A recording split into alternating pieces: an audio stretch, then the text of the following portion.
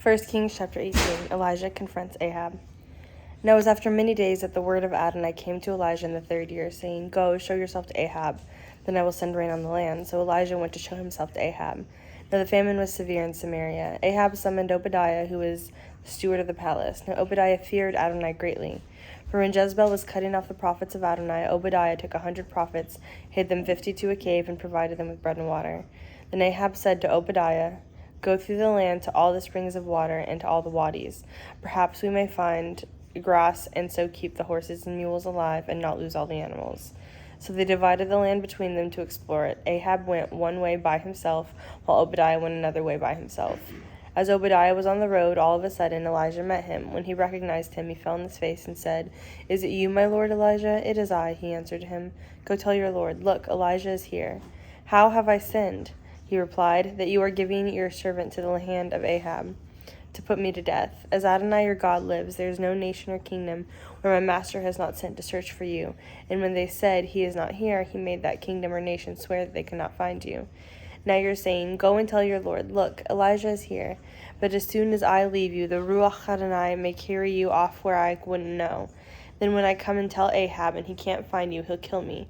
Now I, your servant, have feared Adonai since my youth. Wasn't my Lord told when I did what I did when Jezebel slaughtered the prophets of Adonai, how I hid 100 of Adonai's prophets, 50 to a cave, and provided them with bread and water? So now you say, Go tell your Lord, Look, Elijah is here, he'll kill me. Then Elijah said, As Adonai Zavat lives, before whom I stand, I will surely show myself to him today. So Obadiah went to meet Ahab and told him. Then Ahab went to meet Elijah.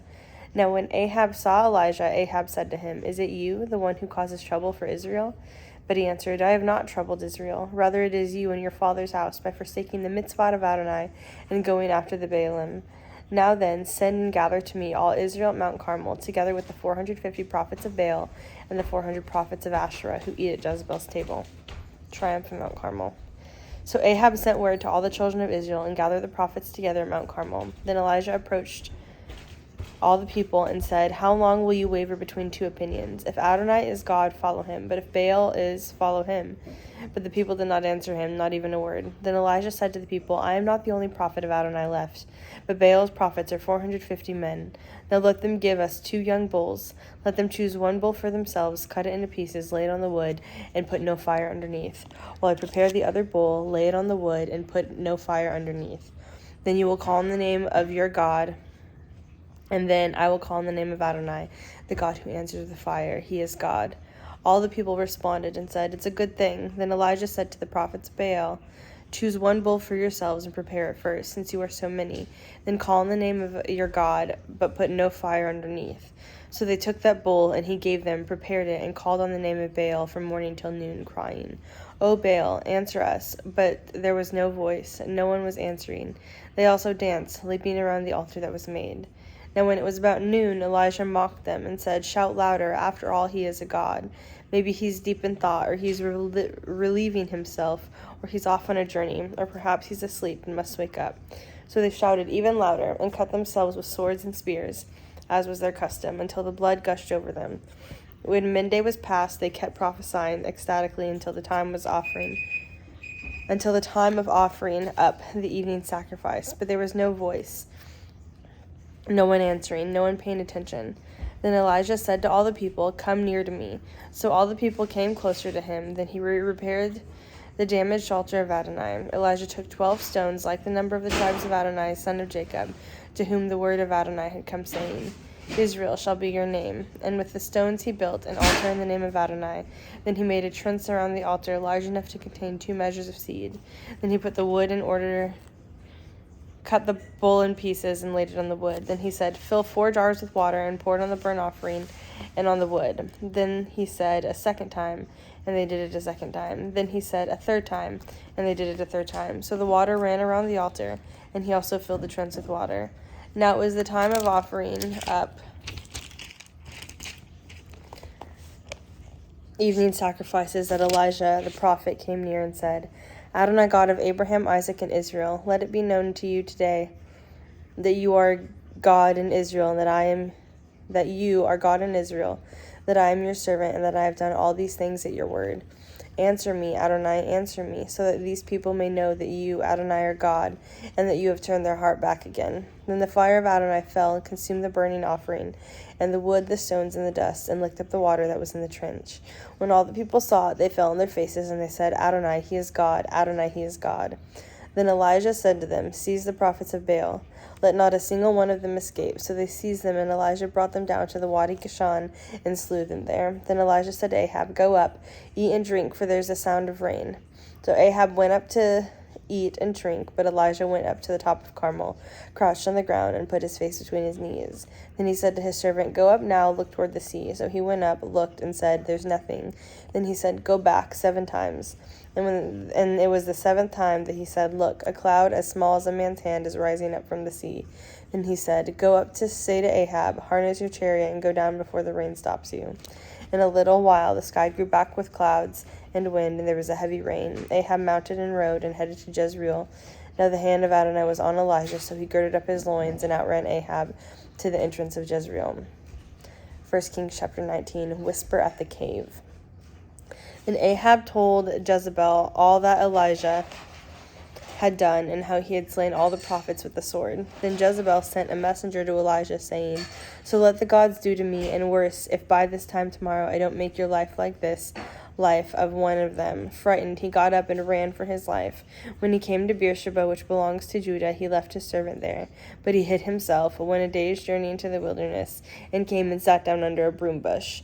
He prayed that he might die. It's too much, he said. Now Adonai, take my life, for I am no bit better than my father's. Then he lay down and slept under the broom bush. Then behold, an angel touched him and said to him, Get up and eat. So he looked, and to his surprise, there by his head was a cake baked on the hot stones in a jar of water. So he ate and drank, and lay down again. Then the angel of Adonai came again a second time, touched him, and said, Get up and eat, because the journey is too much for you. So he arose and ate and drank, and in the strength of the meal 40 days and 40 nights went to Horeb, the mountain of God. When he arrived there at the cave, he spent the night there. Then behold, the word of Adonai came to him, and he said to him, What are you doing here, Elijah? I have been very zealous for Adonai Zavat, he said. For the children of Israel have forsaken your covenant, torn down your altars, and slain your prophets with the sword, and I alone am left, and they are seeking my life to take it. Then he said, Come out and stand on the mountain before Adonai. Behold, Adonai was passing by. A great and mighty wind was tearing up the mountains and shattering cliffs before Adonai. But Adonai was not in the wind. After the wind was there was an earthquake, but Adonai was not in the earthquake. After the earthquake, a fire, but Adonai was not in the fire. After the fire, there was a soft whisper of a voice. As soon as Elijah heard it, he wrapped his face in his mantle, went out, and stood at the entrance of the cave. Then all of a sudden a voice addressed him and said, What are you doing here, Elijah? I have been very zealous for Adonai Zavat, he said, for the children of Israel have forsaken your covenant, torn down your altars, and slain your prophets with the sword, and I alone am left, and they are seeking to take my life. Then Adonai said to him, Go, return on your way to the wilderness of Damascus, and when you get there, anoint Hazael king over Aram, and anoint Jehu son of Nimshi king over Israel, and Elisha son of Shaphat of Abel Meholah as a prophet in your place. It shall come to pass that whoever escapes from the sword of Hazael, Jehu will slay, and whoever escapes from the sword of Jehu, Elisha will slay. Yet I have persevered 7,000 in Israel, whose knees have not bowed to Baal, and whose mouth has not kissed him. And the calling of Elisha. So he departed from there, and found Elisha son of Shaphat, while he was plowing with 12 pairs of oxen before him, and he with the 12th. Then Elijah crossed over to him, and threw his mantle on him. So he left the oxen, and ran after Elijah, saying, Let me please kiss my father and my mother, and then I will come follow you. Come back, he said to him, for what have I done to you? So he returned from following him, took a pair of oxen, and sacrificed them, and boiled their flesh with the oxen's yoke gear, and gave it to the people, and they ate it. Then he arose, went after Elijah, and became his attendant. 1 Kings chapter 20. Ahab and the prophets.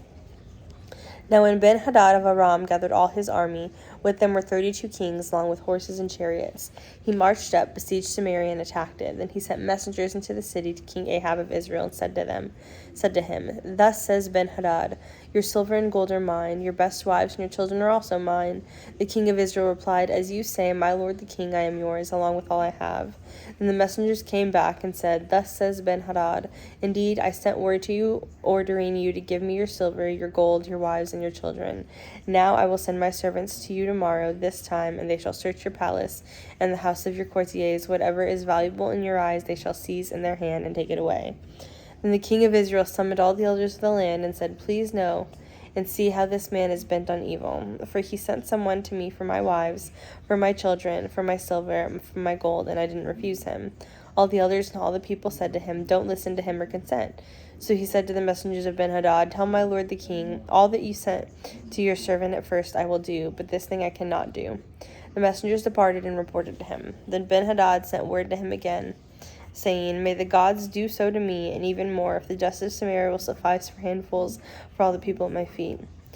The king of Israel answered and said, Tell him, let not one who puts on his armor boast like the one who takes it off. On hearing this reply, while he and the other kings were drinking in the booths, he said to his servants, Take your position. So they stationed themselves against the city. Then behold, a prophet approached King Ahab of Israel and said, Thus says Adonai, Have you seen all this great multitude? Behold, I will deliver it to you into your hand this day, and you will know that I am Adonai. Ahab asked, By whom? He said, Thus says Adonai, by the young men of the rulers of the provinces. Then he asked, Who should begin the battle? You, he answered. So he mustered the young men of the rulers of the provinces. There were 232. After them he mustered all the prophets of all the children of Israel, 7,000. They marched out at noon. While Ben-Hadad was drinking himself drunk in the booths, he and the 32 kings allied with him. The young men of the rulers of the provinces marched out first. Ben-Hadad sent out scouts who reported to him, saying, There are men coming out from Samaria, he said. Whether they are coming for peace, take them alive, or whether they are coming out for battle, take them alive. Now when the young men of the rulers of the provinces marched out of the city, with the army following them, each man struck down his foe. Then the Arameans fled, and Israel pursued them. But King Ben-Hadad of Aram escaped on a horse with a horseman. And the king of Israel went out, struck the horses and chariots, and inflicted on the Arameans a great defeat. The prophet then approached the king of Israel and said to him, Go strengthen yourself. Consider carefully what you should do, for at the turn of the year the king of Aram will march up against you. Meanwhile, the servants of the king of Aram said to him, Their God is a God of mountains. That's why they were stronger than us. But let's fight against them in the plain. Then surely we'll be stronger than them. So this is what you should do. Remove the kings, each from his post, and appoint governors in their place. And muster an army like that army you lost, horse for horse and chariot for chariot. And let's fight against them in the plain, and surely we'll be stronger than them. He listened to their advice and acted accordingly. It came about at the turn of the year that Ben-Hadad mustered the Arameans and marched up to Aphek to fight Israel. Now the children of Israel were mustered, given provisions, and marched against them. But when the children of Israel encamped before them, they looked like 2 flocks of goats, while the Arameans covered the land. And the man of God approached the king of Israel and spoke to him, saying, Thus says Adonai, because of the Arameans have said, Adonai is the God of the mountains, but he is not a God of the valleys. Therefore I will deliver all this great multitude into your hand, and you shall know that I am Adonai. So they encamped one over against the other 7 days. On the 7th day, the battle was joined, and the children of Israel struck down 100,000 of the Aramean foot soldiers in a single day. The rest fled to Aphek into the city, and the wall fell upon 27,000 men that were left. But Ben-Hadad fled into the city, into an inner chamber. His officials said to him, Look, now we have heard that the king of the house of Israel are merciful kings. Please let's put on sackcloth on our loins and ropes on our heads and surrender to the king of Israel. Perhaps he will spare your life.